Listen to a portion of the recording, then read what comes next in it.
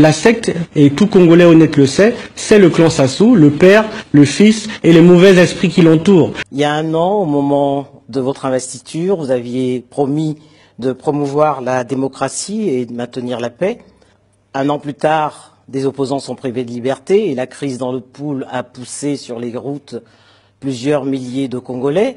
Diriez-vous que c'est un début de mandat difficile? Paix, oui. Démocratie et développement, ce sont des éléments permanents de mon action politique.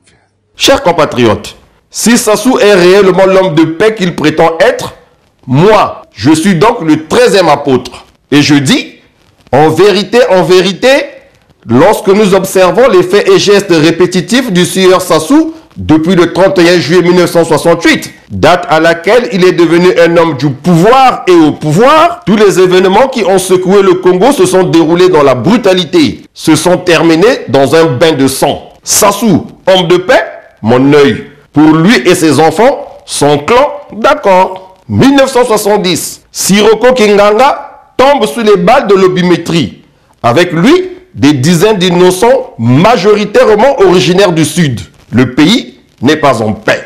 Et de deux, 1973, Ange Diawara tombe mystérieusement après un coup de force qui a raté en 1972. Peuple humaniste du Congo, vous en conviendrez que Diawara a été assassiné lâchement, puisqu'il a été livré vivant par Mobutu aux autorités congolaises. Quelqu'un me souffle que le président Gouabi aurait piqué une colère lorsqu'il a appris plus tard que son colis n'était plus en bon état. C'est qui finalement qui a organisé la tuerie? Le pays n'est pas en paix. 18 mars 1977, le président Marien Gouabi est assassiné. En fait, pourquoi avoir attendu le lendemain pour annoncer la nouvelle? Les nouveaux dirigeants par effraction attendaient qui ou quoi? Mesures de sécurité, vous dites? Mais le pays était déjà au maximum de la sécurité avant que le commandant en chef ne tombe. Ah, le temps de faire croire aux naïfs que Bakongo Babobi Gouabi, le pays n'est pas en paix.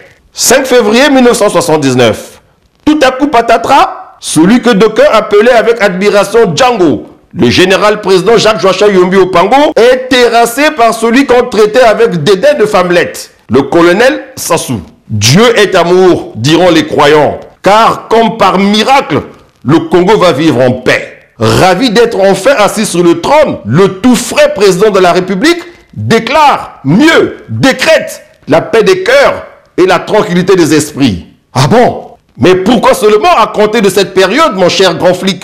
Sassou, toi là, août 1992, le garant incontournable de la paix au Congo est contraint d'abandonner son fauteuil par la faute du jeu démocratique qu'il doit visiblement détester.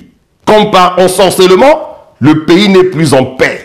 Octobre 1997, Sassou revient aux affaires à la suite d'une guerre civile d'une intense violence qui a opposé les Congolais entre eux d'une part et aussi des forces étrangères rangées du côté de l'ancien chef d'État Sassou Nguesso contre les Congolais d'autre part. Arrêtons de jouer les hypocrites. Cette guerre de 1997 était en fait un coup d'État savamment orchestré par le perdant de l'unique élection présidentielle libre et transparente de 1992 que le Congo a organisée jusqu'à ce jour.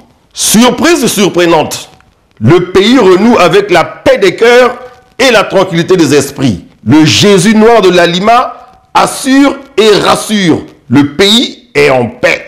Surtout, depuis qu'il a réussi à se faire confectionner une constitution taillée sur mesure en 2002. Haut Kolela, Haut Tister Chikaya, Haut Lissouba, Haut tous les gêneurs. Seul Sassou a droit à tout. Il est l'éternel, comme on aime à dire dans son clan. Peuple congolais, Sassou doit partir. Il doit s'en aller. Sassou doit dégager. Que la secte, et tout Congolais honnête le sait, c'est le clan Sassou, le père, le fils et les mauvais esprits qui l'entourent.